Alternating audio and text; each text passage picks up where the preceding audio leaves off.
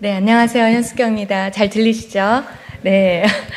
참 늦은 시간에 이렇게 여러분 또 여기 오시느라고 너무 고생 많으셨습니다. 오늘 하나님의 은혜가 굉장히 강하게, 하나님 임재가 강하게 여기 가득하기를 축원하면서 제 강의를 시작하도록 하겠습니다. 오늘 제 제목은 젠더 이데올로기의 국제적 글로벌 확산과 국내 유입입니다. 네, 우리가 지금 동성애로 열심히 싸우고 있는데 이게 우리나라만의 문제는 아닌 거 여러분들 다 아시죠? 근데 이제 그런 것들이 이제 글로벌하게 아주 전략적으로 이런 움직임들이 있었고, 그런 움직임 속에서 우리나라에 들어오면서 우리나라의 정책과 교육과 문화를 완전히 다 장악을 한 상태이거든요. 그래서 그런 경위를 여러분하고 좀 같이 나눠보도록 하겠습니다. 네, 일단은 우선 이제 다음과 같은 순서로 이제 진행을 하도록 하겠습니다. 반성경적인 그 서양의 그 역사의 흐름을 간단하게 여러분에게 설명을 드리고요. 그 다음에 이런 반성경적인 것들이 결국은 유엔을 통해서 전 세계적으로 퍼져나가거든요. 유엔이라는 그 기구가 굉장히 우리가 절대적으로 신뢰하는 굉장히 좋은 그런 기구로 우리가 알고 있는데, 그렇기 때문에 유엔을 통해서 이런 것들이 전략적으로 퍼지기에도 아주 유용한 기구로 활용이 되기도 합니다. 그래서 어떻게 우리가 생각했던 유엔이 어떻게 변질이 됐는지 이제 그런 것들에 대해서 말씀을 드리고요. 그리고 결국은 이런 젠더 이데올로기, 지금 이제 전 세계적으로 그 전쟁이거든요. 이제 그런 전쟁이 유엔에서부터 시작이 돼서 전체적으로 퍼져 나갔다라는 것들, 그리고 이제 우리나라에 깊이 이제 스며들어와 있습니다. 그런 것들도 좀 잠깐 나눠드리고, 또 마지막에 우리나라만 이렇게 열심히 싸우는 게 아니에요. 전 세계적으로 지금 싸우는 많은 크리스찬들이 있습니다. 그래서 그런 것들을 우리 같이 보면서 전 세계적으로 이게 굉장히 하나의 영적 전쟁인 거 우리가 다 알고 있습니다. 이런 것들을 우리 크리스찬들이 목소리를 내서 어떻게 우리 싸워나가야 될지, 다른 이제 국가들, 다른 조직들, 이제 그런 조직들을 우리가 함께 보면서 우리가 이제 예수님이 오실 때까지 끝까지 이제 싸워나가는 우리가 됐으면 좋겠습니다. 네. 첫 번째, 반성경적인 역사의 흐름을 그냥 한 PPT로 간단하게 이제 설명을 드리도록 하겠습니다. 거슬러 올라가면 고대 시대까지도 거슬러 올라갈 수가 있어요. 서양 문명의 근원을 여기다가는 제가 써놓지는 않았지만 유대 기독교 문명하고 그리스 로마 문명, 이 두 문명이 서양 문명의 기원을 이룹니다. 네, 그래서 항상 미국에서 제가 영문학을 전공을 했는데, 영문학의 두 기둥은 뭐냐?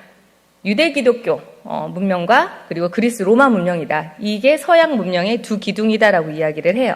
네, 근데 이 두 기둥은 어떻게 보면 서로 보완된다기보다도 굉장히 대립관계에 있습니다. 하나는 하나님을 인정하는 그런 분위기고, 다른 하나는 인간의 존엄성에만 집중하는, 그리스 로마 문명은 굉장히 인간의 이성에 집중하는 그런 문명이라고 우리가 할 수가 있습니다. 근데 그런 흐름 속에서 중세시대가 이제 도래를 하는데, 중세시대는 여러분들 잘 아시듯이 지금 여기 프리모더니즘이라고 제가 써놨는데 5세기부터 한 대충 15세기까지, 이때는 하나님에 대한 존재가 굉장히 절대적인 존재였어요.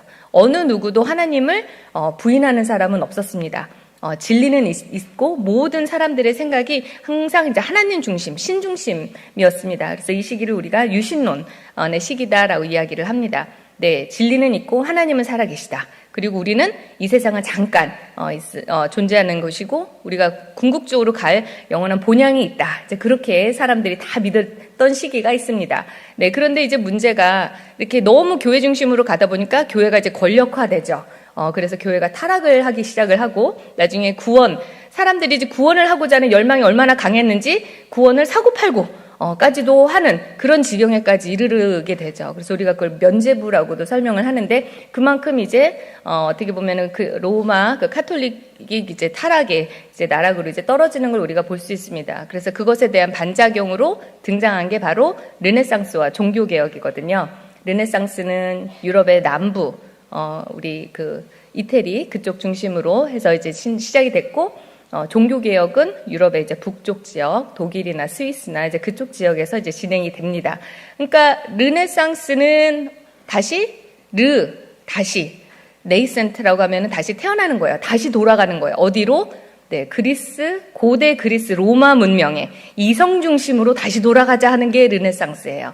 네, 그래서 이성에 집중하자. 너무 신중심으로 가다가 이렇게 되지 않았냐? 이성으로 돌아가자 하는 게 이제 르네상스의 어떤 움직임이었고, 종교개혁은 다시 말씀으로 돌아가자. 진짜 본질로 돌아가자 하는 게 종교개혁입니다. 근데 이제 그런 두 가지 흐름 속에서 이제 시대가 이제 또 새로운 이제 시대를 맞이하게 되는데, 그 다음에 이제 등장하는 게 바로 모더니즘입니다. 우리가 보통 근대주의라고 하기도 하고요. 우리가 보통 모더니즘 하면 20세기 초반을 좀 많이 생각을 해요. 피카소. 이렇게 이해하지 못한 어떤 예술적인 작품들, 모더니즘이라고 하는데, 그 시기는 모더니즘의 완전 끝자락, 네, 아주 후반을 이제 의미하는 거고, 보통 16세기부터 20세기 초반을 우리가 이제 다 근대주의, 모더니즘이라고 합니다. 이때는 이제 우리가 또 다른 이제 표현으로 계몽주의의 시대다, 합리주의의 시대다, 이성주의의 시대다라고 이야기를 하죠. 인간이 굉장히 많이 똑똑해진 거죠. 과학이 발달하고 하면서 옛날에는 그냥 배 타고 쭉 가다 보면은 그냥 뚝 떨어지는 줄 알았죠. 지구는 그냥 반듯하다고 믿었던 시기가 있었지 않습니까? 근데 이제 지구가 둥글다라는 걸 알고, 그러면서 항해술이 발달하고, 그러면서 신대륙이 이제 발견이 되고 등등 하면서 굉장히 세상이 넓구나 이렇게라고 하면서 사람들이 모르던 그런 부분들에 대해서 이제 깨어나기 시작을 하는 거죠. 그러면서 인간의 이생을 신뢰하게 되는 어떤 그런 시대가 오게 됩니다. 이 시기를 우리는 모더니즘, 근대주의라고 하는데요. 이제 너무 이성이 발달하고 이제 사람들이 이제 똑똑해지니까 어떻게 되느냐? 하나님과의 관계에 문제가 생기는 겁니다. 네, 더 이상 사람들이 하나님 중심으로 살지 않게 됩니다. 네, 내가 똑똑하고 내가 너무 잘난 거죠. 네, 논리적으로 사고하려고 하고 하다 보니까 하나님을 완전히 거부하기는 그렇지만 하나님은 그냥 멀리 계신 존재. 네, 하나님은 태초에 천지를 창조하시긴 했지만, 네, 나머지 삶은 이제 인간이 알아서 살아가야 되는 이제 그런 삶을 이제 사는 그런 시기가 바로 모더니즘이거든요. 그래서 이 시기를 우리는 이신론의 시기다라고 합니다. 하나님을 이성으로 이해를 하려고 하는 것이죠. 하나님을. 네, 우리가 이제 하나님은 영적인 존재이시고 우리는 영적인 존재인데, 이제는 이신론의 시기에는 혼적인 영역에 굉장히 집중하는 시기다. 그러니까 서서히 하나님으로부터 멀어져 가는 시기다라고 여러분이 이해를 하시면 되겠습니다. 근데 멀어져 가다 보니까 문제가 생기죠. 어느새 우리 마음에 하나님이 안 계십니다. 그렇죠? 매일매일 하나님께 기도드리고 우리가 묵상하고 말씀 읽고 해도 순간순간 하나님 없는 삶을 순간 사는데, 하나님이 멀리 계시다고 하면요, 어느 순간에 우리 마음에 하나님이 안 계십니다. 네, 그런 시기가 이제 도래하기 시작을 하는 거예요. 그때 등장한 사람이 바로 찰스 다윈입니다. 네, 이 사람이 1859년에 종의 기원이라는 책을 출판을 해요. 그래서 그럴듯한 과학적인 언어로 이제 세상의 기원을 설명을 하죠. 네, 그래서 어떻게 이것을 한마디로 요약을 하자면, 그 종의 기원을 한마디로 요약을 하자면, 태초에 하나님께서 천지를 창조하지 않으셨다. 네, 창세기 1장 1절을 전면 부정하는, 네, 대놓고 뭐 그런 얘기를 하진 않았죠. 근데 그 논리가 그렇습니다. 그렇죠? 그러니까 생명체가 무생물에서 우연히 어찌어찌 생겨난 거잖아요. 누가 창조하셨고 주체가 없습니다. 인간은 그냥 어찌어찌 적자생존, 생존 경쟁의 과정을 통해서 만들어진 고등 동물이잖아요. 우리는 철저한 육적인 존재가 되는 거예요. 찰스 다윈에 의해서 영적인 존재였던 우리가 혼적인 존재, 이제는 완전 육적인 존재로 전락하는, 네, 그래서 찰스 다윈으로 인해서 사람들이 보여지는 것에만 집중하는 그런 삶을 살게 됩니다. 그러니까 그동안에 마음에 하나님이 계신가 안 계신가 헷갈렸는데, 찰스 다윈이 딱 그 책을 내고 나니까 사람들이 그래, 어쩐지 하나님이 안 계신 것 같았는데 논리적으로 그럴듯하게 하나님이 안 계시구나라는 게 이제 믿어지기 시작하는, 그래서 찰스 다윈 때부터 사람들이 세상을 볼 때 하나님을 완전히 배제한 상태에서 세상을 이해하기 시작을 합니다. 네, 그러면서 20세기가 도래해요. 네, 그런데 여러분도 잘 아시는 신은 죽었다 많이 들어보셨죠? 니체. 그 책은 어려워서 못 읽어도 그 문구만 아시면 됩니다. 신은 죽었다. 이게 뭐냐면요, 내 마음에 하나님은 안 계셔, 신은 없다고 생각해 정도가 아닙니다. 신은 죽었다라는 이 선언은요, 신이라는 거는 창세기 2장, 3장 거기 나오는 하나님과 인간의 구분을 지어주는 어떤 존재이거든요. 인간에게 모든 것을 허락하셨지만 하나님이 한 가지는 허락지 않으셨어요. 선악과는 허락지 않으셨죠. 네, 그래서 우리는 항상 하나님께 맨날 불평을 토로하잖아요. 도대체 왜 그 열매를 만들어가지고 우리를 죄에 빠뜨리게 하셨냐. 차라리 그게 없었으면은 우리가 이런 죄도 짓지 않고 할 텐데, 라고 생각을 하는데 그게 그런 의미가 아니라 선과 악의 영역은 누구 영역이다? 하나님의 영역이라는 걸 하나님께서 그걸 통해서 표시를 하시는 거예요. 네, 그래서 인간은 선과 악의 영역을 결정할 수 있는 그런 존재가 아니라는 것이죠. 선과 악, 절대적인 진리, 도덕, 이거는 하나님의 영역이다라는 걸 하나님이 보여주시는 거예요. 그걸 통해서 인간과 하나님이 이렇게 다르다라는 걸 보여주시는 거죠. 왜냐하면 그거를 우리가 어떻게 확인할 수 있냐면 창세기 3장에 사탄이 유혹을 하잖아요. 뭐라고 합니까? 너가 그거를 먹으면 선악을 알게 되어 하나님과 같게 된다 그랬거든요. 선악을 안다는 거는 곧 하나님과 같아진다라는 뜻인 거예요. 네, 그래서 그 부분을 이제 사탄이 이제 딱 노리죠. 그러니까 이 지금 니체가 얘기했던 신은 죽었다라는 거는요, 그 선악을 만드신 인간을 구별하는, 인간과 신을 구별하는 그 선악을 만들었다는 그 존재는 없다라는 거예요. 그렇죠? 그러면 그 신이라는 게 없다면, 존재가 없다고 하면은 선과 악이라는 영역도 솔직히 하나님의 영역이 아닌 거예요. 그렇죠? 네, 그러면 그거는 누가 결정합니까? 그래도 우리가 양심이 있고 우리가 뭔가 질서에 의해서 이 세상을 살아왔는데 대놓고 선과 악이 없다라고 할 수는 없잖아요. 선과 악은 그럼 누가 결정하면 됩니까? 신은 없으니까 인간이 하면 되는 거예요. 그래서 니체는 인간에게 초인이 되라라고 했어요. 종교의 노예가 되지 말고 초인이 되라. 그게 이제 니체의 그 언어거든요. 초인이 돼서 스스로 선과 악을 결정해라 라고 하는 거예요. 네, 스스로 선과 악을 결정을 하라고 우리 한번 해봅시다. 그러면 우리가 선과 악의 구분이 명확하게 결정이 될까요? 안 그래요. 선과 악, 옳고 그름보다요, 내 입장이 더 중요해요. 내 입장. 맨날 억울하잖아요. 내 입장은 어떻고. 네, 입장이 굉장히 다양해지는 거죠. 그래서 굉장히 다양한 의견이 용인이 되는 그런 시기가 도래합니다. 그 시기를 우리는 포스트 모더니즘이라고 해요.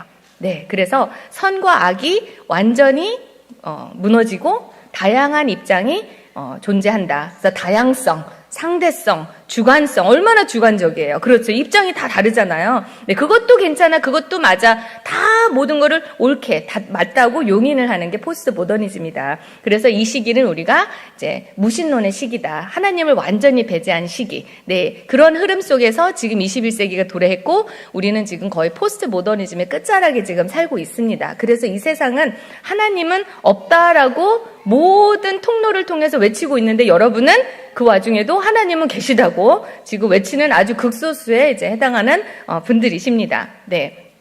네, 그러면은 그걸 가지고 잠깐 조금 더 디테일하게 설명을 드리자면, 진화론부터 이게 문제가 또 본격적으로 됐거든요. 네, 진화론의 영향을 받은 게 바로 막시즘입니다. 네, 막시즘 많이 들어보셨죠? 공산주의. 네, 마르크스. 마르크스는 어떻게 보면 유대인이기는 했거든요. 어렸을 때 이제 교회를 다녔고 신앙인이었습니다. 그런데 그 마음에 이제 하나님을 완전히 거부하는 시기가 왔고, 그때 이제 진화론을 종의 기원을 쓴 다윈이 등장을 하는 거죠. 그거를 읽고 감명을 받습니다. 은혜를 받는 거죠. 그리고 철저한 이제 무신론자가 또 돼요. 그 전에 이제 이미 그런 이제 영향들이 있었고, 네, 그러면서 이 세상은 어떻대요? 다 불공평하대요. 너무 불공평하대요. 근데 불공평 중에 그 당시는 이제 경제적인 불공평, 자본주의가 본격적으로 시작이 되고 산업화가 되고 하면서 이제 돈이 있는 자, 없는 자, 그렇게 이제 구분이 되는 이제 그런 시기가 있었거든요. 빈익빈 부익부의 어떤 그런 게 사회적인 문제가 되던 19세기 그 시대에 마르크스가 사회적인 그 경제적인 불평등에 집중을 합니다. 그래서 마르크스는 궁극적으로 이 세상은 다 똑같은 공산화, 네, 모든 사람이 같이 생산하고 같이 소비하는 그런 공산화 시대가 올 건데, 즉 유토피아가 와야 되는데 이놈의 자본주의 때문에 그게 오지 않는다. 네, 그래서 이것을 뒤집어 엎어야 된다. 물리적으로라도. 그래서 노동자들이 그걸 해방을 해서 자본가들이 어떤 잉여 그런 재산들을 가져와서 우리 나눠서 같이 잘 살아보자. 그렇게 하면 진정한 유토피아가 올 거다라는 주장을 했습니다. 근데 이제 그런 자본주의를 탄탄하게 하는, 그렇죠, 공산화가 되지 못하게 하는 자본주의를 탄탄하게 하는 요소를 봤더니 다 크리스천적인 요소였던 거죠. 가정이 왜 크리스천적인 요소인가요? 하나님이 주신 첫 번째 공동체잖아요. 하나님이 만드신 공동체입니다. 그 가정으로 인해서 재산이 사유화가 되는 거예요. 결혼하고 아이를 낳으면요, 아이를 잘 키우고 싶잖아요. 그럼 열심히 돈을 벌고 해서 집도 사고, 그렇죠 하면서 자산이 불려지죠. 내 거, 내 재산. 이게 굉장히 가정으로 인해서 재산의 사유화가 더 강화된다라는 거죠. 그리고 결국은 이런 모든 것들을 만들어낸 기독교, 종교가 문제다. 예, 그래서 막시즘은 결국은 반성경적인 하나님이 이제 우리에게 주신 모든 질서를 다 뒤집어 엎는 어떤 그런 이념의 근거에서 이제 공산주의가 시작이 됐고, 그걸로 인해서 20세기에는 한 2억 명 이상이 이 공산주의 때문에 죽게 되죠. 네. 근데 이제 막시즘이 이제 문제가 있었던 걸 우리가 다 압니다. 그렇죠. 네. 그러다 보니까 그 뒤에 막시스트, 2세대 막시스트. 아니야, 그래도 사회는 여전히 불공평한데, 경제만의 문제는 아니었나 보다. 라고 이제 판단을 하죠. 네. 또 다른 문제가 분명히 있을 거야. 어디에 있을까요? 문화 전반에 있다라는 겁니다. 경제에만 있느냐. 문화, 정치, 사회, 어디에나 다 있다라는 거죠. 네. 그러면서, 네. 억압자들, 어느 영역에나 억압자들이 있고 지배자가 있더라는 거죠. 그래서 그 억압자들이 해방을 해서 뒤집어 엎어서 정말 진정한 평등한 사회를 만들 수 있다라고 이제 생각한 2세대 막시스트들이 있습니다. 이 사람들의 이론을 우리는 그냥 문화 막시즘이라고 얘기를 해요. 그리고 문화 막시즘에서 파생된 게 바로 이제 페미니즘입니다. 페미니즘은 어디 불평등에만 집중한 겁니까? 남성과 여성의 불평등에만 집중을 한 거예요. 네, 그래서 막시스트, 이 사람들은 제가 여기 이 사람들은 우리가 포스트 막시스트라고 하거든요. 결국 막시즘적인 그런 사고를 확장을 시킨 거예요. 네, 이 사람들은 이 사회가 항상 사회가 문제예요.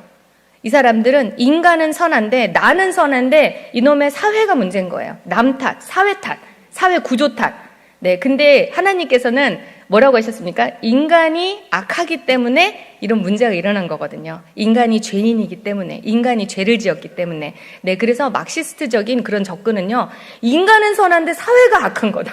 이제 그런 식으로 해서 사회를 뒤집어 엎으면 뭔가 정말 좋은 세상이 올 거다라는 생각을 하는 사람들입니다. 네, 그리고 그 밑에 문화 막시즘 밑에 포스트 모더니즘 많이 들어보셨죠?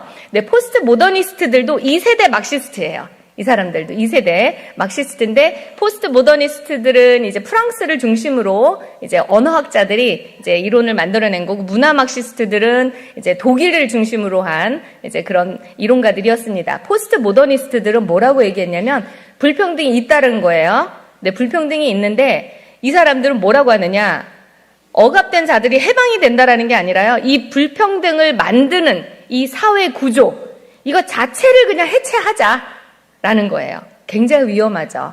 네, 그러니까 아예 그 바운더리를 완전히 무너뜨리자. 여러분 해체 많이 들어보셨죠? 그래서 그 밑에 해체에다가 동그라미를 치시면 되겠습니다. 그러니까 지금 보시면 막시즘, 문화 막시즘, 페미니즘은요, 해방을 주장하는 사람들이에요. 그런데 포스트 막시스트, 그 빨간 부분은요, 해체를 주장하는 사람들입니다. 근데 포스트 막시즘에서 파생된 게 바로 젠더 이데올로기예요.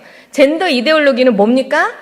성별을 해체를 하는 거예요. 남녀 그거 뒤집어 엎는 게 아니라 그 바운더리, 남녀를 만든 그 바운더리 자체를 없애버리는 거죠. 그러니까 수십 가지가 가능한 거예요. 그렇죠? 그러니까 지금 우리가 몇십 가지 이렇게 막 세잖아요. 셀 필요 없습니다. 무한대로 갈 수 있어요. 이미 바운더리가 무너졌기 때문에. 가정도 무너지고 모든 것들이 무너지면요, 다 용인이 돼버리는 거예요. 네, 근데 우리 크리스찬들이 뭘 하는 겁니까? 이 바운더리를, 하나님이 주신 이 바운더리를 고수하려고 하는 거예요. 이제 그게 우리가 하는 일인 겁니다. 네, 그래서 이런 것들이 어떻게 반성경적인지 제가 잠깐 한번 훑어봤고요. 네, 이미 제가 말씀을 드렸죠. 프레드리히 니체. 네, 이 신은 죽었다에서 이제 나온 게 바로 선과학은 없다. 제가 말씀을 드렸죠. 선과학이 없으니까 어떻게 됩니까? 모든 것들이 다 다양해지고 유동적이어지는 거죠. 그리고 다 주관적인 거예요. 옳고 그름은 주관적이야 라는 거죠. 그리고 이 사람이 주장하는 거는요, 진리라는 것은 사회와 상관없이 그냥 영원합니다. 하나님의 말씀은 끝까지 진리예요. 그렇죠? 근데 이 사람들은 뭐라고 하느냐? 진리라는 거는 사회 문화적으로 그냥 구성되는 거야 라고 얘기를 해요. 네, 사회에 따라서, 문화에 따라서, 역사에 따라서 진리가 바뀔 수 있어 라는 얘기를 포스트 모더니스트들이 합니다. 그거를 가지고 젠더 이데올로기라는 그 이론이 나왔어요. 포스트 모더니즘을 성에다가 대입을 한 거죠. 포스트 모더니즘은 굉장히 추상적인 개념이에요. 그냥 뜬구름 잡는 얘기인 거죠. 근데 그것을 실제 우리 몸, 성에다가 그거를 적용을 해버린 거예요. 그게 굉장히 위험한 겁니다. 네, 그래서 젠더 이데올로기에서는 뭐라고 합니까? 그걸 성에다 대입하니까 성은 다양하고 유동적인 거죠. 그렇죠? 계속 바뀌는 겁니다. 그리고 또 성은 주관적으로 인식되는 거죠. 네, 아무리 내가 저 사람이 남자로 보이는데 저 사람 본인이 막 여자라고 우기면 여자라고 해줘야 되는 거잖아요. 그게 포스트 모던한 접근인 거죠. 네, 그리고 네, 사회 문화 구성주의에다 성을 딱 넣으니까 성은 사회 문화적으로 구성된다 해서 젠더라는 개념이 이제 만들어지게 되는 것입니다. 네, 네, 그래서 지금 열심히 받아 적고 계시나요? 제가 다 드린 것 같은데 아닌가요? 네. 네. 그래서 이제 어떤 사회 현상이 일어납니까? 그냥 질서가, 바운더리가 다 무너지는 거예요. 지금 첫 번째 사진은, 네, 둘 다 트랜스젠더입니다. 둘 다 트랜스젠더예요. 성별이 서로 바뀐 거죠. 둘 다 트랜스젠더인데, 지금, 법적인 남성이, 임신을 한 상황인 거죠. 그렇죠. 그러니까 실제 생물학적인 여성인데 이제 법적으로는 남성. 근데 이제 임신은 할 수 있겠죠. 생물학적인 여성이니까. 네, 이런 식으로 모든 질서가 뒤집어지는 거죠. 그리고 요번에도 올림픽 때 우리가 많이 봤지 않습니까? 네, 그대로 수술도 하지 않았어요. 말은 트랜스젠더라고 하는데 수술하지 않고 그대로 여성 경기에 들어와가지고 이제 거의 모든 메달을 다 휩쓰는 그런 것들 우리가 보게 됐습니다. 그리고 이제 마지막 사진은 뭡니까? 네, 무성이래요, 본인이. 그러니까 여자 같기도 하고 남자 같기도 하고. 근데 이 존재가, 사람이 뭐라고 불러야 될지 모르겠는데 여성도 아니고 남자도 아니고 아이를 낳았습니다. 이 아이의 성별은 U라고 표기를 하겠다는 거예요. unknown, 알 수 없다. 본인이 나중에 결정하도록 냅두겠다라고 해서 S 아니면 이제 female 아니면 male, F 아니면 M으로 써야 되잖아요. 근데 U라고 표기를 한 겁니다. 그러니까 이게 철저하게 뭡니까? 포스트 모던적인 이제 현상인 거예요. 네, 그거를 이제 젠더에다가 이제 대입을 한 케이스인 거죠. 네, 이제 이런 것들이 그냥 학계 안에서 그냥 어디에요? 그냥 대학 안에서 그냥 학자들끼리 그냥 얘기하고 끝났으면 모르겠는데 그런 것들이 사회 전반에 퍼지면서 법으로 제정이 되고 그러면서 모든 것들이 바뀌기 시작을 하는 겁니다. 근데 그 중심에는 유엔이 있다라는 거예요. 그래서 잠깐 유엔에 대해서 잠깐 여러분하고 나누길 원합니다. 네, 유엔이 언제 설립이 됐느냐? 2차 세계대전이 이제 끝난 바로 직후에, 네, 1차 세계대전, 2차 세계대전 때 엄청난 사상자가 많이 나왔죠. 네, 그래서 이런 전쟁은 더 이상 하지 말자. 나치의 만행, 네, 유대인 그런 대학살, 그런 만행은 더 이상 있으면 안 된다 해서 이제 설립이 된 게 유엔입니다. 그래서 인권, 모든 사람이 존엄한데 그런 인권을, 보편적인, 천부적인 인권을 보호해줘야 된다. 그리고 더 이상 전쟁하지 말자 해서 이제 설립이 된 게 바로 유엔입니다. 처음에는 50개국으로 시작이 된 게 이제는 193개국, 198개국까지도 얘기를 하는데 웬만한 나라, 국가라고 하면 다 들어와 있다라고 이제 여러분이 생각을 하시면 되겠습니다. 네, 근데 이 유엔이 여러분도 아시겠지만 모든 회원국들이 다 모여 있죠. 그러니까 이게 굉장히 악하게 사용이 될 수 있는 유용한 도구이기도 합니다. 네, 그래서 무슨 일들이 일어났냐면 지금 사회에서 그리고 학계에서 포스트 모더니즘, 문화 막시즘 이런 것들이 이론으로 막 만들어지고 막 이렇게 퍼져나가기 시작을 했어요. 그런 전문가라는 사람들이 유엔에 서서히 이제 전문가로서 아니면 NGO 단체로서 스며들기 시작을 합니다. 네, 그러면서 원래는 유엔이 특별한 어떤 성격이 있는 기구는 아니에요. 네, 그래서 모든 회원국들이 서로 모여서 본인들의 어떤 의견도 제시하고 이제 국가 간의 어떤 견제, 균형을 맞추는 어떤 장 역할을 하는 게 바로 유엔이었습니다. 네, 근데 90년대를 넘어서면서 본격적으로 유엔 안에서 이제 목소리를 누군가 내기 시작을 해요. 근데 그 계기가 뭐냐면 90년대에 89년도에 냉전이 종식이 됩니다. 네, 그래서 유엔은 원래는 전쟁을 더 이상 하지 말자라는 취지에서 만들었기 때문에 냉전 종식이 가장 큰 어젠다였어요. 그런데 소련이 붕괴가 되고 동독이 붕괴가 되니까, 공산주의가 붕괴가 되니까 큰 어젠다가 이제 없어진 거죠. 이제 그런 틈을 타서 포스트 모던적인 막 주장을 하던 사람들, 네, 그런 사람들이 이제 유엔 안에서 목소리를 내면서 아니 냉전만의 문제가 아니라 다른 문제도 굉장히 많다. 여성의 권리는 어떨 거냐, 아동의 권리, 환경도 문제고 하면서 여러 가지 어젠다를 막 만들기 시작을 해요. 그러면서 많은 회원국들을 그래도 우리 모여야 돼 하면서 대회를 만들고 막 협약을 체결하게 하고 하면서 완전 유엔 자체가 하나의 파워가 됩니다. 하나의 권력이 돼요. 그리고 이런 어젠다를 만드는데 뒤에 각종 글로벌한 재단들이 뒤에서 돈을 막 재정을 대기 시작을 합니다. 그러면서 유엔이 목소리를 내기 시작하고 많은 회원국들은 거기에 이제 협약을 체결하면서 이제 종속이 되는 그런 이제 모양새를 갖추게 됩니다. 네, 그래서 우리나라도 지금 유엔에 굉장히 많은 분담금을 내고 있어요. 이제 경제적으로 우리가 굉장히 또 선진국 아니겠습니까? 그래서 엄청난 돈을 내면서 유엔의 어떤 그런 방향에 우리가 100% 수용을 하면서 지금 문제가 되고 있는데요. 네, 일단 지금 큰 제가 도표를 그렸는데 이걸 이렇게 보시면 됩니다. 이게 패러다임이 유엔이 전환이 된 거잖아요. 보편적인 인권이 아니라 특정한 어떤 집단에만 이렇게 집중을 한다거나 이상한 어젠다를 막 이제 만들어내는데 그런 것들을 이제 주장하는 그런 기구들이 있습니다. 그리고 이제 대회들이 있는데 일단은 협약 그리고 해당 위원회 이런 협약과 위원회가 또 굉장히 큰 문제예요. 제가 몇 가지 이제 말씀을 좀 드릴게요. 협약 자체는 문제는 아니에요. 왜냐하면 워낙 모호하게 써 있어서 190개국이 어떻게 보면은 동의를 해야 되거든요. 그 내용에. 그렇기 때문에 내용 자체가 굉장히 모호해요. 그렇기 때문에 어떻게든 해석이 가능하게끔 협약이 쓰여져 있어요. 네, 그런데 그렇게 모호하다 보니까 위원회들이 협약 내용을 이상하게 왜곡 해석을 하기 시작을 합니다. 네, 그래서 우리가 이게 지금 협약이 뭐냐면 우리나라가 체결한 협약들이에요. 이 중에서 여러분 혹시 눈에 띄는 협약이 있습니까? 아시는 협약이 있으십니까?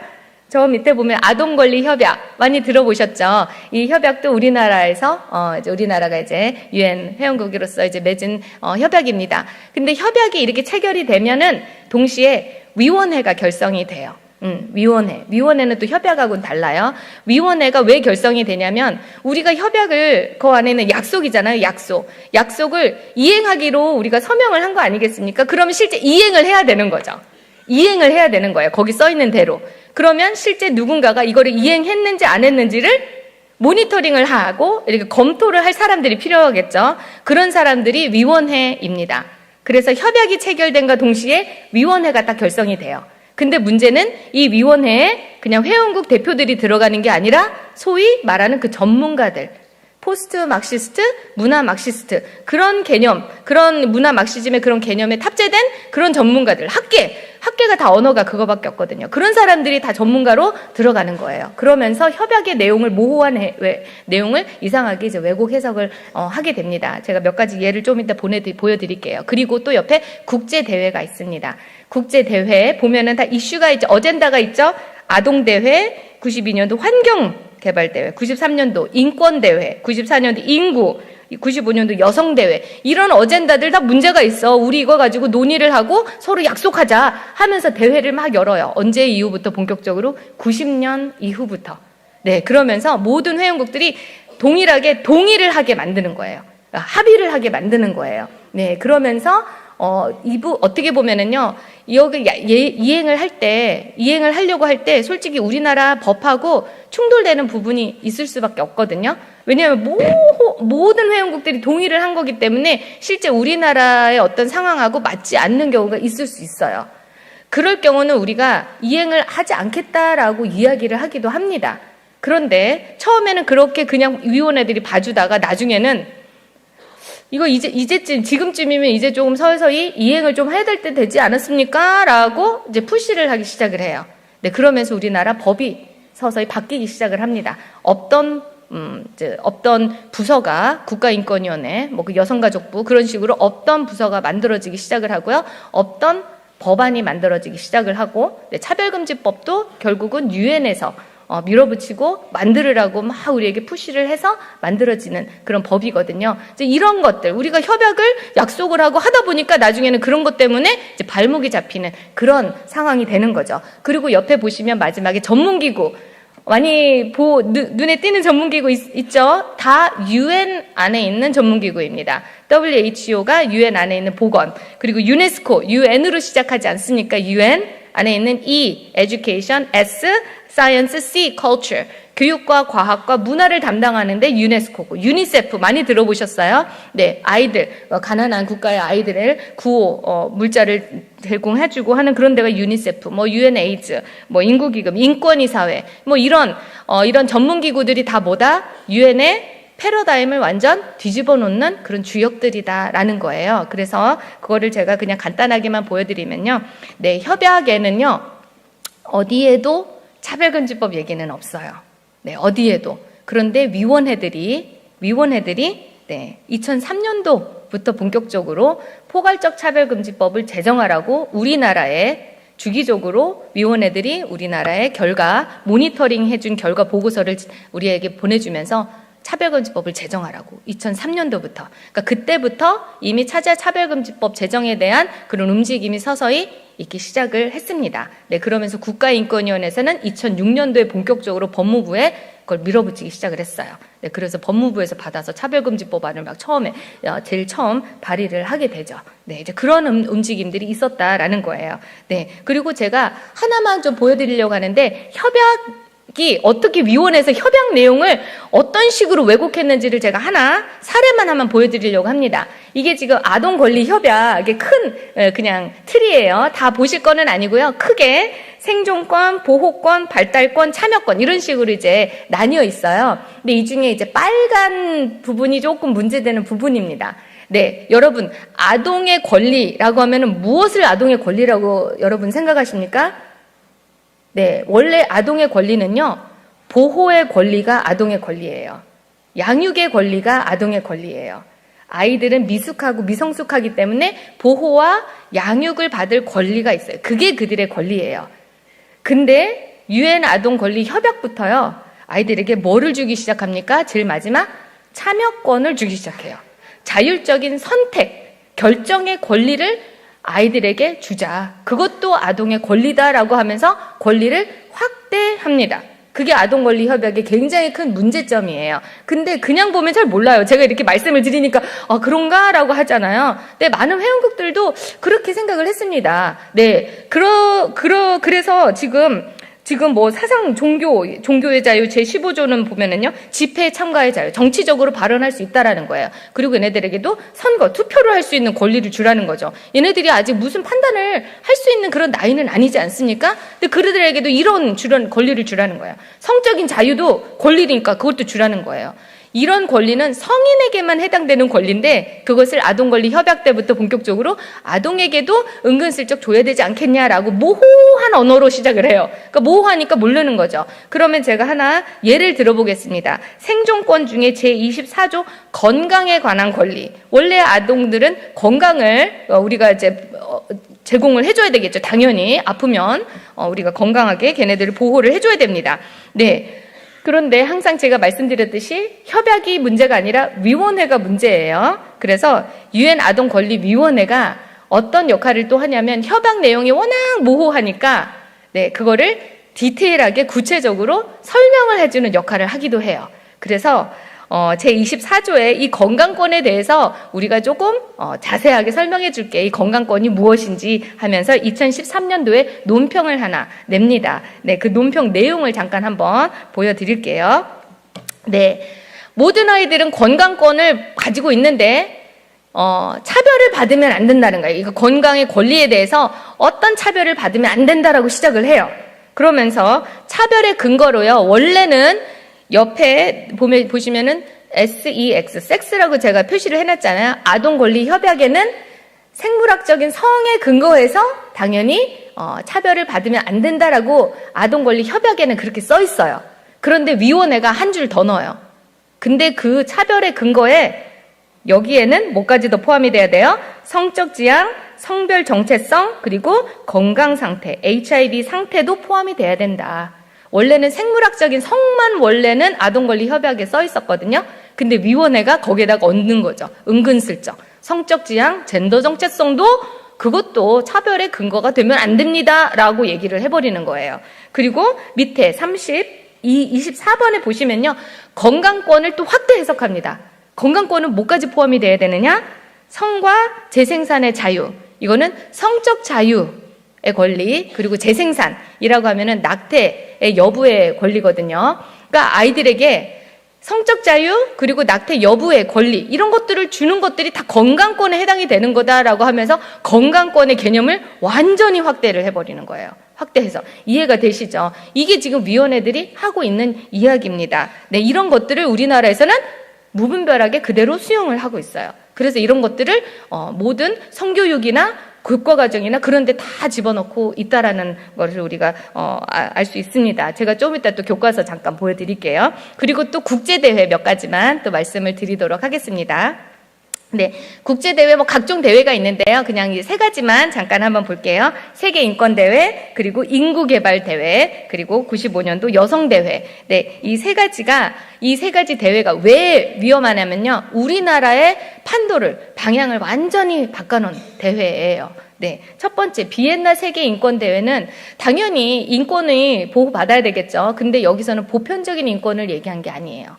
여기서는 철저하게 소수자, 사회적인 약자의 인권에 집중하기 시작합니다. 네, 원래는 유엔은 천부적인 인권, 보편적인 인권에 집중을 하던 기구 아니겠습니까? 근데 세계인권대회에서 아니다. 사회적인 소수자, 사회적인 약자 인권에도 우리가 집중을 해야 된다라고 하면서 실제 그 대회에서는요. 성소수자까지는 얘기는 안 했어요. 그러니까 동성애 그런 논의까지는 하진 않았는데 나중에 그 뒤에 그 대회 이후에 인권이사회에서요. 성까지도 집어넣어요. 그래서 성소수자도 사회적 소수자 중에 하나다. 그래서 세계인권대회 갔다 오고 나서 우리나라에서 2001년도에 만들어진 기구가 바로 국가인권위원회예요. 네, 그러니까 이런 기구들이 유엔과 굉장히 밀접하게 연관이 돼 있고, 그래서 유엔에서 일어나는 여러 가지 논의들 그런 것들이 계속 우리나라의 국가인권위를 통해서 다 이제 들어오고 있다라는 거예요. 네, 그리고 94년도에는요 인구 대회가 한 번 있었습니다. 인구 대회는 도대체 무슨 대회인가 싶으시죠? 네, 인구 대회가 이때가 처음이 아니라 그 전부터 계속 있었는데 인구를 줄이기 위해서 모였던 대회예요. 네, 그래서 그동안 60년대부터 계속 인구대회는 있었어요. 인구개발대회죠. 말 그대로. 인구를 줄여야 경제가 개발된다, 발전된다라는 거예요. 우리나라 적극적으로 수용했어요. 그래서 인구를 줄이고 경제가 개발됐죠. 그게 연관성이 실제 있는지는 모르겠지만, 그래서 우리나라는 거기에 아주 큰 희생 대상 국가예요. 그러니까 우리나라가 뭣도 모르고 수용을 하고 인구 조절을 했지만 그거를 거부한 국가들 많아요. 근데 어찌됐건 94년도는요, 이제는 그만하자는 거죠. 인구 조절, 국가 차원의 인구 통제 이제 그만하자. 여성들에게 개별적인 권리를 그냥 주자. 알아서 하게끔, 알아서 조절하게끔 해서 등장한 게 바로 재생산권이라는 개념이에요.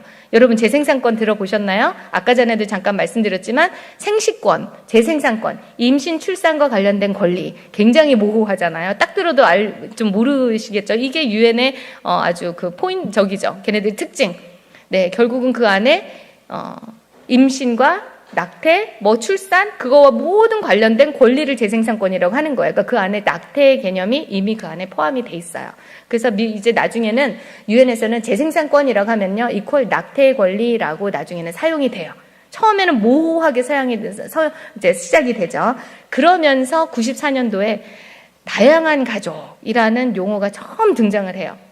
이게 무슨 뜻인지 아시나요? 다양한 가족 하면은 미혼모 가족, 한부모 가족, 장애인 가족, 그런 외국인들 그런 가족이라고 생각하시나요? 처음에 그렇게 시작이 됐을 수 있어요.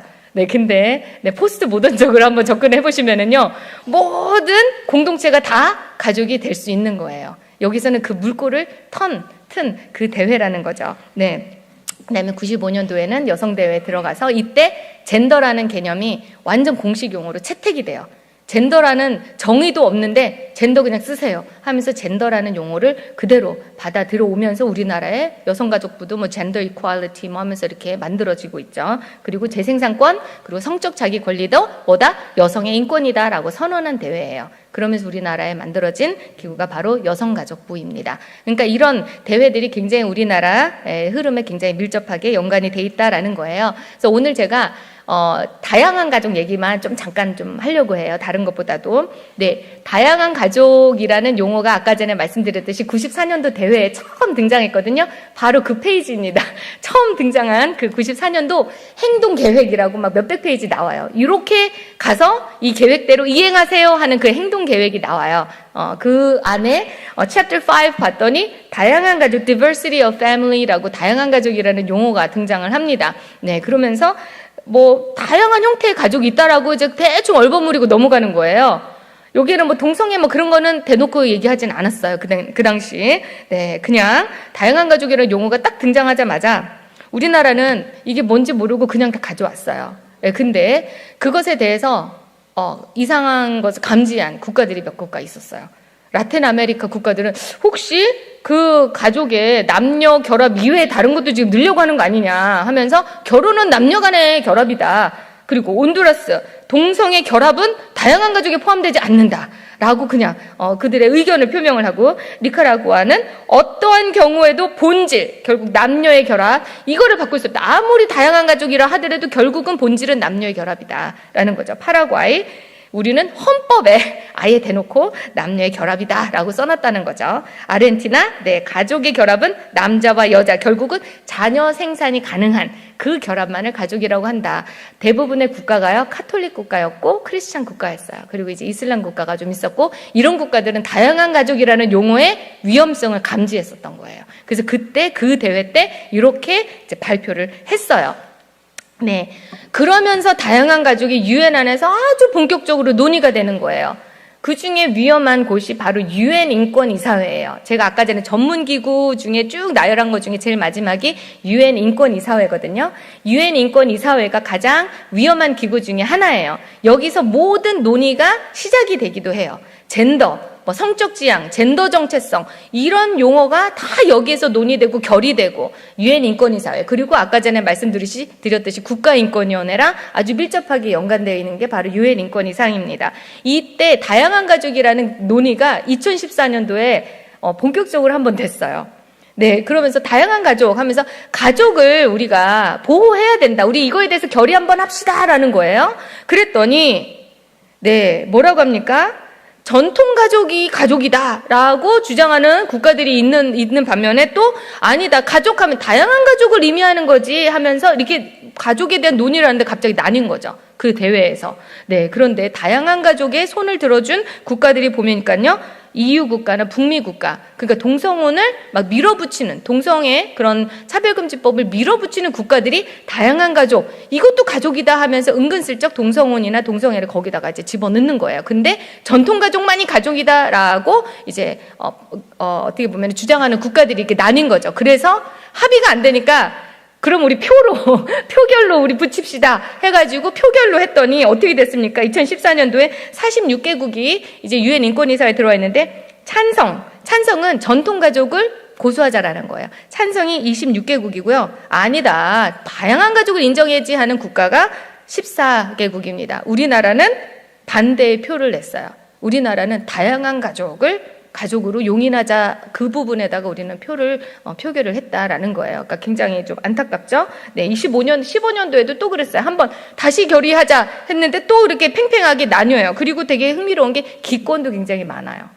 이게 뭐 기권을, 아니, 가족이면 가족이지, 남녀의 결합. 그게 그렇게 어려운 결정인가요? 네, 굉장히 정치적인 그런 내부적인 사정이 있겠죠. 네, 그러니까 반대도 할 수 없고 찬성도 할 수 없는, 네, 그런 식으로 지금 유엔 인권이사회에서 이런 가족이나 동성애 가지고 굉장히 지금 논란이 많다라는 거예요.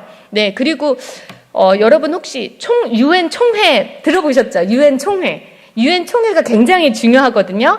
왜냐하면 유엔 총회는 모든 회원국들이 같이 모여서 논의하는 회의예요. 그래서 유엔 총회에서 합의됐다, 모두 다 동의했다 하면 그게 법적인 효력이 생겨요. 네, 그래서 유엔 총회에서도 어떻게든 중요한 사안들이 합의가 되기를 다들 바래요. 그러다 보니까 유엔 총회에 막 이런저런 이슈들이 많이 올라가겠죠. 근데 그 중에 하나, 네, 다양한 가족 내용도 유엔 총회에 올라간 거예요. 어떻게 됐을까요? 네, 일단 다양한 가족에 대한 논의 전에 한 기구에서 유엔 인권 최고 대표 사무소에서 보고서를 먼저 작성을 한 거예요. 다양한 가족에 대한 보고서를 막 쓰면서 뭐라고 했냐면요, 특정한 형태의 가족도 우리가 보호해야 된다 하면서 저 밑에 그 특정한 형태의 가족에다 뭐까지 넣어요? 동성 커플. 이것도 법적으로 인정해야 된다 하고 보고서를 제출을 한 거예요. 네, 결의가 안 될 것 같으니까 일단 보고서로 먼저 제출을 했습니다. 그러니까 어떻게 됐을까요? 그 보고서를 본 많은 회원국들과 많은 NGO, 가족을 옹호하는 NGO들이 딱 보고 이게 뭐지? 하고 이제 거기에 반기를 들은 거예요. 그 보고서에 대한 대응 성명을 또 합니다. 무슨 소리냐 하면서 제가 이거는 읽어드릴게요. 유엔 인권위원회의 다양한 가족 관련 논평, 아까 전에 그 전번에 제가 보여드린 그 논평은 자칭 전문가 소그룹에 의해서 발표된 거다. 그리고 유엔의 회원국들의 합의를 반영하지 않은 거다. 그냥 지기네들이 일방적으로 보고서를 낸 거다라는 거죠. 실제로 많은 유엔 회원국들 112개국들은 성적 지향과 성별 정체성 문제가 나올 때마다 이의를 제기하고 있다. 이거 무슨 소리냐? 그런 얘기를 하는 거죠. 이건 결코 합의되지 않은 개념이다 라고 하면서 많은 거기에서 또 반대하는 그런 NGO 단체들이 열심히 또 목소리를 내는 거예요. 왜냐하면 유엔 총회에서 이런 것들이 통과되면 안 되거든요. 네, 그러면 이게 법적 효력이 있기 때문에 다들 매의 눈을 가지고 거기서 거의 뭐 영적 전쟁터인 거죠, 거기서는. 네. 네, 그런 식으로 지금 유엔 총회에서 지금 뭐를 제가 말씀을 드리려면은 합의가 될 수가 없는 사안인 거예요, 이게. 다양한 가족, 젠더, 성적 지향, 이거는 너무 싸움이 많은 거예요. 그래서 합의가 되지 않는 개념이다라는 거예요. 그러다 보니까 유엔 총회에서는 논의가 안 되니까 이런 각종 기구, 유네스코 아니면 WHO 그런 데에서 자기네들이 일방적으로 보고서를 계속 만들어내요. 그 중에 하나가 바로 유네스코의 국제 성교육 가이드예요. 네, 이거는 합의된 건 아니에요. 자기네들 일방적으로 보고서를 그냥 만들어내는 거죠. 이게 뭐냐면 아이들에게 성교육을 할 때 이런 가이드를 따라서 성교육을 하세요라고 낸 거예요. 네, 근데 유엔 성교육 그 가이드라인 봤더니 유네스코 가이드라인 봤더니요. 가족의 형태에 대해서도 논의를 해요. 실제 이 성교육 가이드가 굉장히 외설적으로 아이들에게 성적인 자유를 줘야 된다라는 내용이 여기 다 들어가 있어요. 그런데 그중에 다양한 가족 얘기도 하고 있어요. 뭐라고 하느냐? 다양한 가족 형태에 막 종류를 내요. 가족의 정의를 주지 않고요. 그냥 다양한 가족이 있다라고 하면서 비전통적 가족이라고 표현을 하고 있어요. 근데 이건 2018년도 버전이라서 모호하게 쓴 거지 2009년도 버전은요. 동성애 가족이라고 아예 노골적으로 표현을 했었어요. 그래서 많은 회원국들이 이게 무슨 소리냐, 동성애는 가족일 수 없다 그래서 했더니 나중에는 뭘로 바꿨냐, 비전통적 가족. 얼마나 모호합니까? 모든 게 다 용인이 될 수 있는 거예요. 이런 식의 모호한 언어에는. 네, 지금 이게 유네스코의 지금 방향인 거예요. 유네스코는 아이들에게 이제 외설적인 어떤 그런 것들을 권리로 가르쳐야 된다라고 하는 그런 이제 기구 중에 하나입니다. 그러다 보니까 이거를 그대로 수용한 우리나라 국가, 우리나라는 어떻게 됐습니까? 네, 다양한 가족이라는 개념이 이미 우리나라 교과서에 다 들어와 있습니다. 이미 2002년도에요. 국가인권위원회가 2001년도에 설립이 됐거든요. 설립이 됨과 동시에 교과서에 간섭을 하기 시작을 했어요. 교과서 내용을 다 분석을 하면서 이거 잘못됐다, 이거 인권에 위배된다 하면서 그 중에 하나 가족에 대해서 딴지를 걸기 시작을 했어요. 원래 교과서에는요, 중1 기술과정 지학사 보면은 나의 가족관계하고 가족을 정의를 했죠. 어떻게?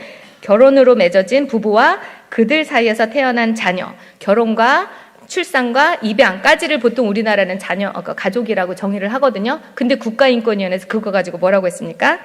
가족의 정의를 매우 협소하게 한정시켰대요.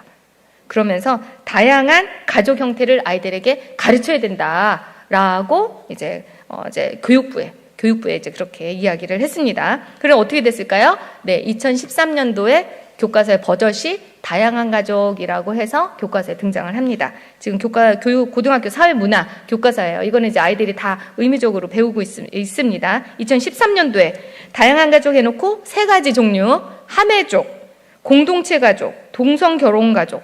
함해족이 뭡니까? 하우스메이트를 줄여서 함해족이래요. 교과서 이렇게 줄여서 얘기해도 되는지 모르겠습니다. 교과서가. 하우스메이트도 가족이라는 거예요. 그리고 공동체 가족 안에 뭐까지 넣습니까? 비혼, 동성애, 비혈연. 그게 지금 교과서에 다 그대로 들어있어요. 벌써 10몇 년 전이죠. 11년 전.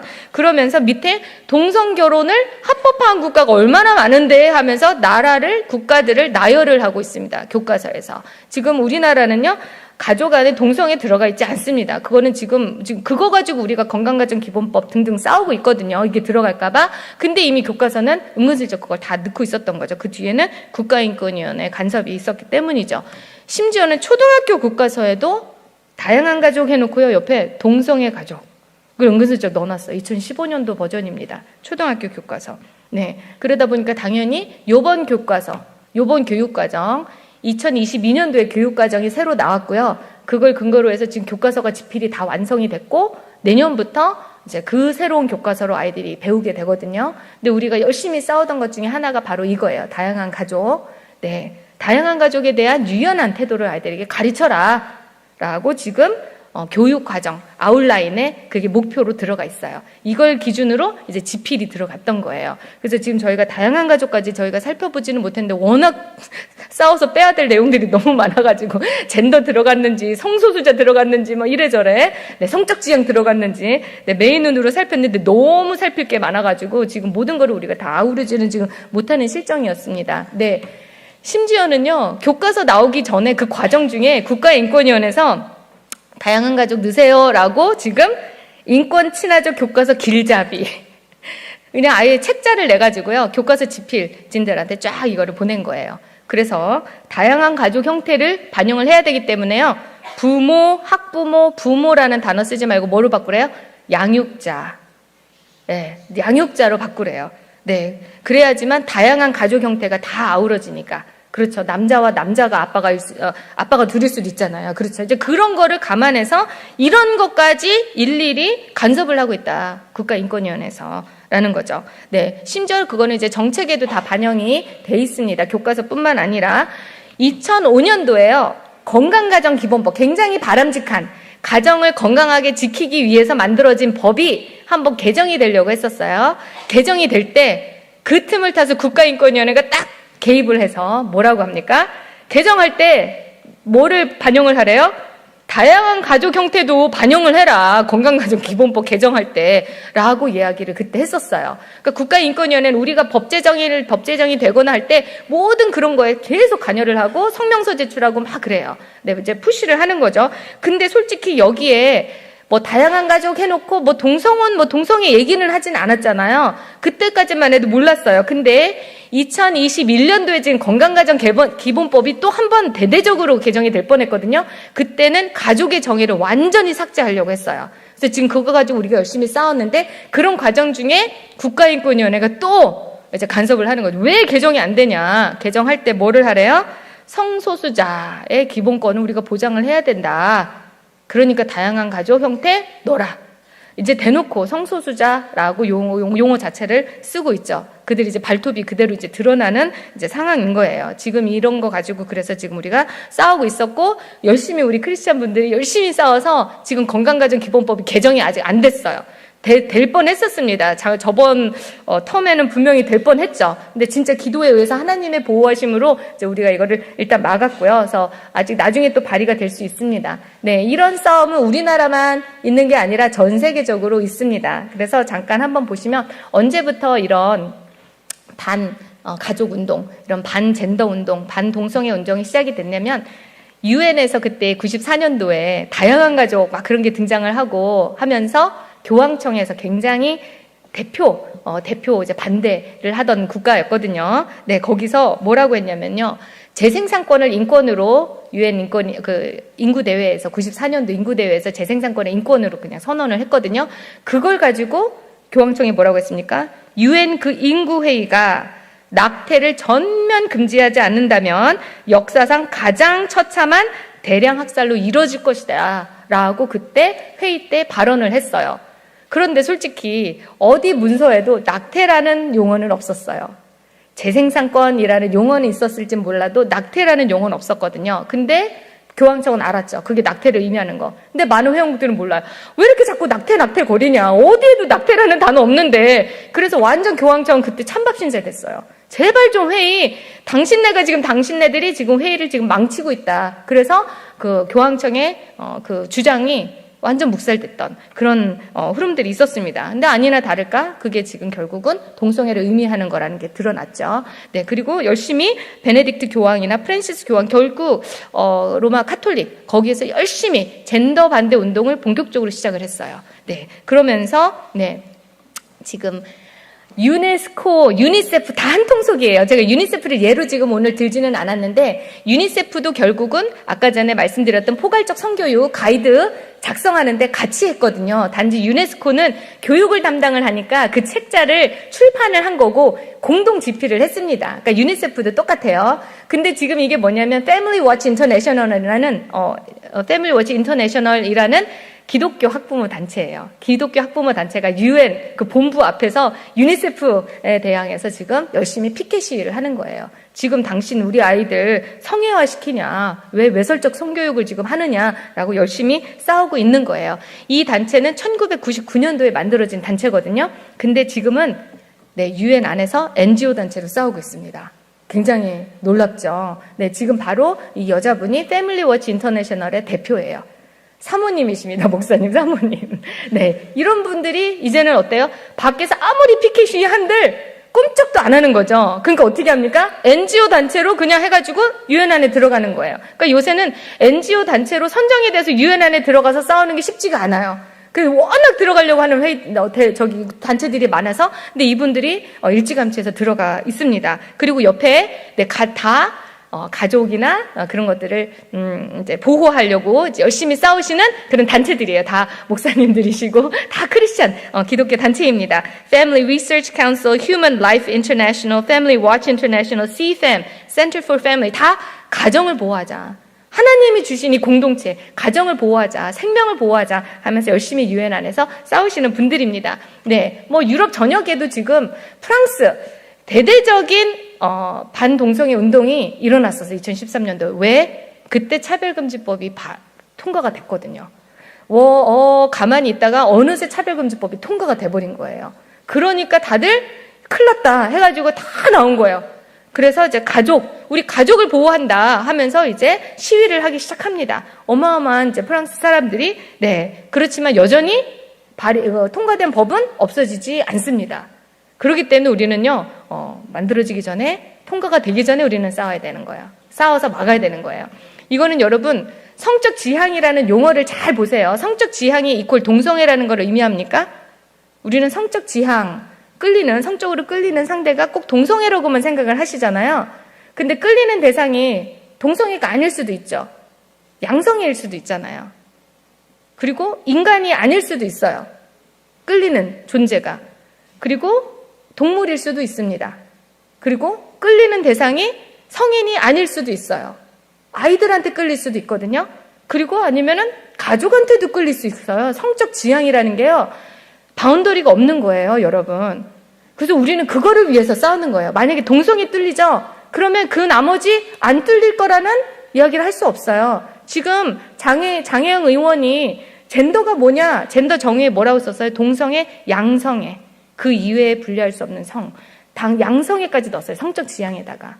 양성애까지만 들어가겠습니까? 등 넣잖아요. 등. 그러면 뭐까지 들어갈지 알 수 없어요. 우리 크리스찬은 그래서 뭘 위해 싸우는 겁니까? 하나님이 주신 가정을 지키기 위해서 싸우는 거예요. 구멍 뚫리지 않게. 동성애만을 위해서 싸우는 게 아니라, 동성애 합법화된 국가는요, 소아성애도 합법화돼요. 대놓고 소아성애라고 안 하죠?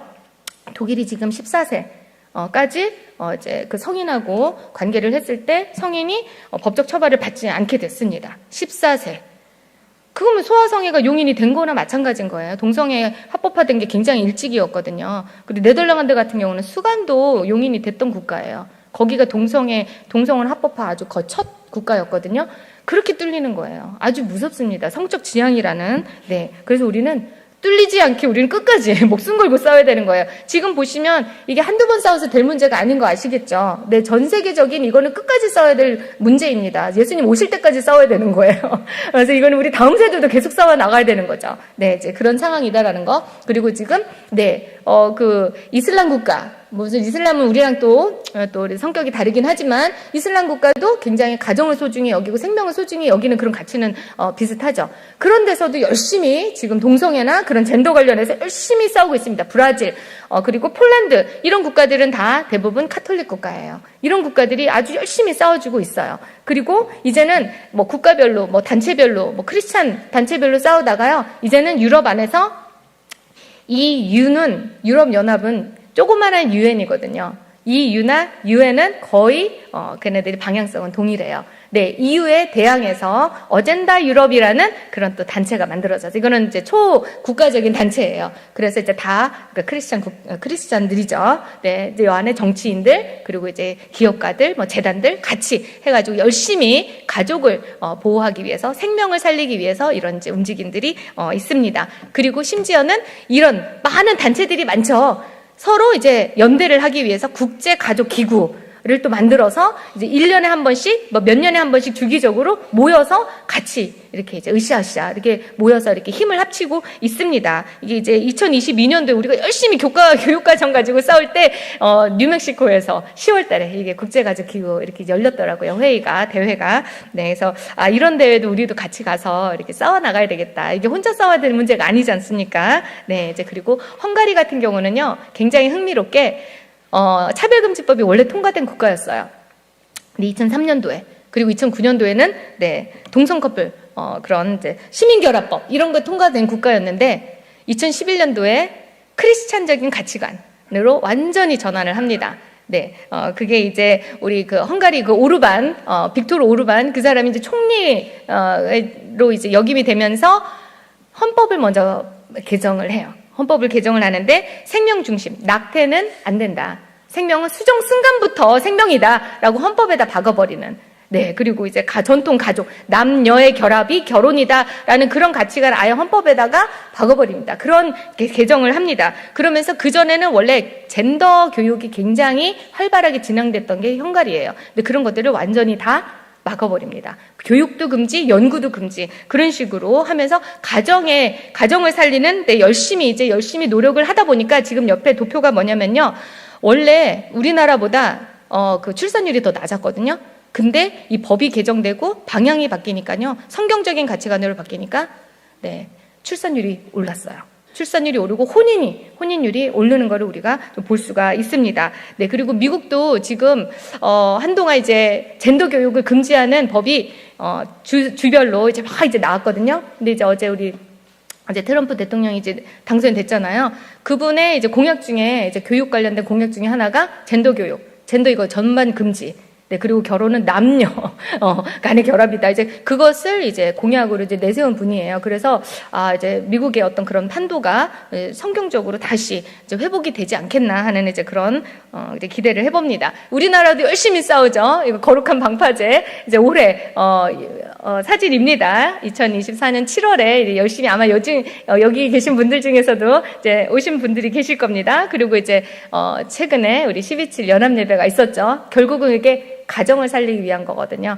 거룩한 나라, 그렇죠. 건강한 가정. 그게 요번에 우리 표 아니었습니까? 가정을 살리기 위한 거예요. 다음 세대를 살리고. 이게 하나님이 원하시는 바인 거죠. 네. 그래서 그걸 위해서 열심히 우리가 싸우고 있습니다. 마지막, 그냥 이것만 보고 끝내도록 하겠습니다. 이게 70년대 사진이거든요. 70년대 지도인데, 그 빨간 부분이 뭐냐면, 공산주의 국가를 표시한 거예요. 네, 빨간 부분이. 그리고, 베이지 부분은, 아이보리 부분은 크리스찬 국가. 네, 우리나라는 어디 붙어 있느냐? 공산주의 국가 그 끝자락에 붙어 있죠. 그렇죠? 그러니까 우리나라는요, 지도상으로 봤을 때 공산주의로 넘어갔어도 전혀 이상하지 않았던 국가라는 거예요. 그러니까 그게 정말 하나님의 그 은혜인 거죠. 그래서 이승만 대통령께서 반공을 철저히 하셨잖아요. 그래서 크리스찬 가치관으로 이 나라를 세워야 된다라고 이제 말씀을 하셨고, 그래서 우리나라만이 공산주의에서 벗어날 수 있었던 거예요. 진짜 하나님의 은혜인데 문제는 뭐냐면 이 베이지, 아이보리 국가가요. 지금 다 뭘로 넘어갔습니까? 동성애로 넘어갔어요. 그 아이보리 국가가 크리스찬 국가들이요. 이제 공산주의가 무너지자마자 이제 동성애. 네, 그래서 이제 동성애가 크리스찬 국가를 완전히 장악하고 이제 우리나라는 거기에 넘어가기 일보 직전인 거예요. 그러니까 공산주의는 우리가 막았을지 모르겠지만, 그러니까 이게 영적 전쟁이 끊임이 없다라는 거예요. 그래서 여러분께서 진짜 열심히 기도하시고 이런 거를 분별을 하시면서, 네, 이게 동성애만의 문제는 아니에요. 이거 가치관의 문제거든요. 이제 그런 거를 위해서 우리가 끝까지 기도하면서 싸워나가는 여러분이 되시기를 바라겠습니다. 네, 여기까지 하겠습니다.